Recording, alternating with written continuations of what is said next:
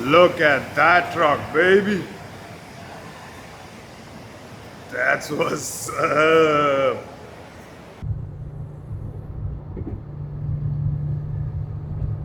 Boston, baby. What's up, you guys? Welcome back to the channel and welcome back to another vlog. And that's the first RC8 that I have seen all around here. I've seen quite a few bikes, mostly R1s and CBRs. RC8, lit. I wanted the RC8 at one point in my life, but then looking at the seating position of the motorcycle, actually I tuned out. So anyways, so I landed in Boston yesterday and I'm already headed out today. I'm heading down back to New York State, going back to Rochester, and then eventually on to a couple of more cities and then back to Boston. So do stay tuned, you guys. There's gonna be sick content coming from each of these cities. I'm gonna try and explore some car culture there or find some interesting cars around, and I want to share it with you guys. And they have this interesting tunnel here in Boston that connects all throughout the city, which is really long. It takes, you can be underground for like probably 15 minutes, or at least like 5 to 8 minutes, and it's like takes you all across the city, right underwater, underground, whatnot. And this is one of the first ones. We have had the Hong Kong to Zhuhai and Macau bridge, but that was built for a different reason, and that was built very recently, and this was built long ago, and the design is really beautiful. I mean, I can see a stark difference from New York to Boston. The cars are a little bit different here. There are more sedans and mid-size SUVs than trucks. There are some trucks though. For example, that Caddy right there. Look at that truck, baby. That's what's up. GMC trucks are fire. GMC trucks are so cool, and with that boosted up like that, it looked mad. But I am getting late for my flight, so I'm gonna run down. I'm already checked in, so I just have to go through TSA and we'll be clear to go. America, you gotta up your game, dog. Newark Airport is shit. Your connection strategy is fuck all. You gotta fix this. And it is the last one in the line.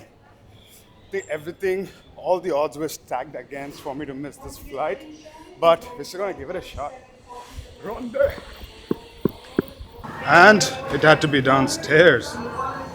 Finally made it. It's like 20 minutes of running from Terminal A to here, and boarding is just starting, I believe.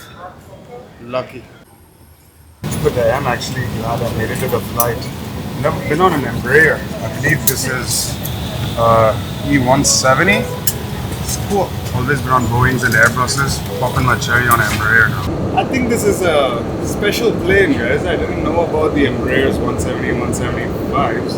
But right now I'm in the half deck, and because of the aircon, it is hella loud. It's not supposed to be this loud. That is the caveat of this plane, but we're gonna deplane, and I'm gonna tell you guys more about the 170, 175. It's actually really cool. It actually connects a lot to the car world as well. There you go. Embraer's 170, 175s. I feel like I did a mistake by flying out of Boston to Newark and to Rochester. I should have probably just driven down. It would have been so much simpler. But no, I'm just still learning, guys. Give me a break, yeah? I'm still learning, and next time I'm gonna do this, I'm not gonna be flying around. I'm probably just gonna drive down from Boston. So while I was on the plane, I did read up on the Embraer 170, 175s, and these are actually really common planes. It seems like a lot of airlines are using them, and they're using like two engines. They're named after them as well, 170 and 175. That's after the Pratt & Whitney engines. They're the 1700 and the 1750G engines, and Embraer makes with other engines as well, but I guess United bought this one. And guess what, guys? These are like the turbocharged V8s of the aviation world. These are beating the Boeings and the Airbuses. Even the Airbus A320neos are actually using the Pratt & Whitney engines. Probably not the same ones, but it's from the same manufacturer, and they are said to be more reliable, easier to fly, easier to maintain, and the best, least noise. Like, we were in the cabin, so the aircon sound was different, but you can definitely hear the engine. I've worked on Airbuses before and I can feel the difference when I see it. Looking at the increased fuel efficiency and the reduced noise, these are just like JDM cars, you know. You could compare this to probably a Supra to a Bugatti. No, not probably a Bugatti, you know. Bugattis are more fighter jet style, but a Supra to STO, yeah? Or take this and compare this with an STO.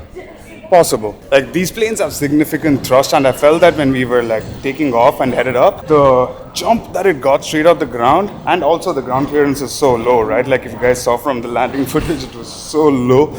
But yeah, that's the Embraer 170, 175. A little bit of cranks and pistons for you guys. So that's it for today, guys. I felt like I've been traveling all day, even though it was just for 4 hours. With the running in Newark and everything, I am tired. I'm gonna go home, take some rest, come out tomorrow with a clear head, and get into some more car content. We're gonna come and explore how the Rochester car culture is. But just looking at the parking, I guess it's gonna be a little bit more trucky, just like New York City. We are still in New York State. I'm just gonna keep going on, guys. So I'm gonna let you guys go. I'll catch you guys tomorrow.